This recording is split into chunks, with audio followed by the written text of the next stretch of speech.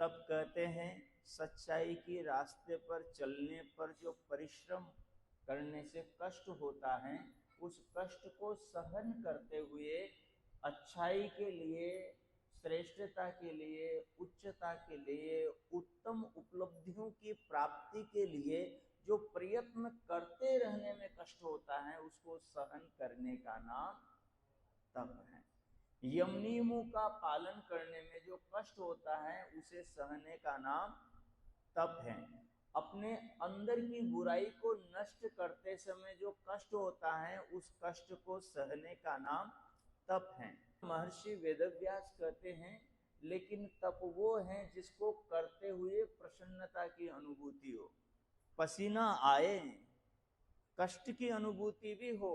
लेकिन भीतर ही भीतर उत्साह भी बना रहे, भीतर ही भीतर प्रसन्नता भी बनी रहे, उसका नाम तप है। जिस आदमी को तप की परिभाषा पता नहीं, वो हाथ खड़ा करके तप करता है और धीरे धीरे उसका हाथ सड़ जाता है। कहीं अन्न छोड़ देते हैं, कई कई सारी चीजें त्याग करके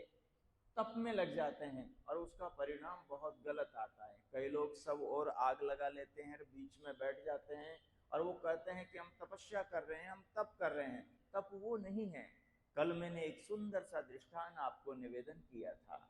कि जब तप होता है, जब व्यक्ति तप करता है, तो उसकी बुराई उसके अंदर से दूर जा रही होती है और उसका प्रत्यक्ष वो दर्शन करता है कि मैंने संकल्प किया है कि आज से मैं झूठ नहीं बोलूंगा। अब जब जब झूठ बोलने का अवसर आएगा, तब तब वो अपने आप से संघर्ष करेगा, झूठ नहीं बोलेगा। उसने संकल्प किया कि मेरी आदत गलत खाने की, गलत पीने की, गलत बोलने की, गलत देखने की, गलत सुनने की, गलत चाल चलन की पड़ी हुई है, तो उस आदत को सुधारने के लिए जो वो संघर्ष अपने आप से करता है, वो तप है। और वो आदत जैसे जैसे सुधरती जाती है, वैसे वैसे ही उसके अंदर प्रसन्नता बोलो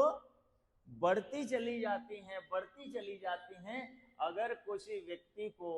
आर्य समाज में आने के बाद पता लग गया कि शराब पीने से तो जिंदगी बर्बाद हो जाती है और उसके बाद में जो अगली योनि मिलती है वो अंधकार से युक्त पशु पक्षियों की, कीड़े मकोड़ों की योनि मिलती है, जब व्यक्ति को इस प्रकार का पता लगेगा और वो शराब को छोड़ने के लिए अपने आप से संघर्ष करेगा,